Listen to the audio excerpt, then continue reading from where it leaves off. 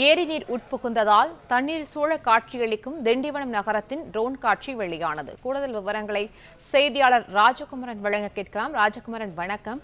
திண்டிவனம் தற்போது ஏரி நீர் உட்புகுந்ததால் தண்ணீர் சூழ காட்சியளிக்கிற நிலையில் இது தொடர்பான முழு விவரங்களை பதிவு பண்ணலாம்.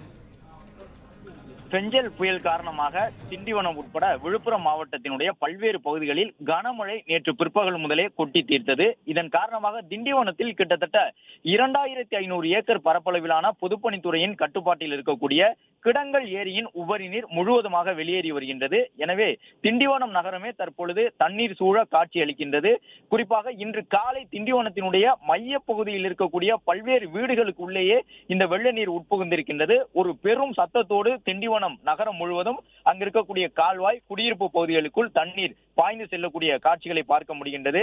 இந்த கிடங்கல் ஏரியை பொறுத்தவரை 2500 ஏக்கர் பரப்பளவில் கிட்டத்தட்ட 5-6 கிலோமீட்டர் தூரத்திற்கு பறந்து விரிந்து கிடக்கின்றது.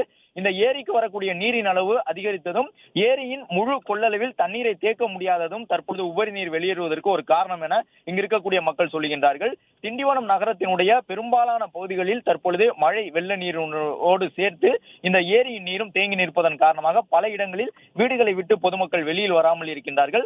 அதே நேரம் சற்று மேடான பகுதிகளில் கால்வாய்களில் மட்டுமே தண்ணீர் சூழ காட்சி அளிக்கின்றது.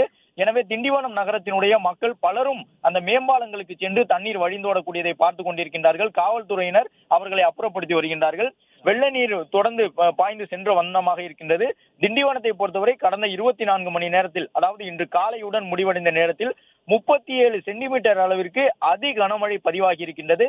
எனவே அதிக அளவிலான மழை வெள்ள நீரும் தேங்கி நிற்கின்றது ஊருக்குள்ளே.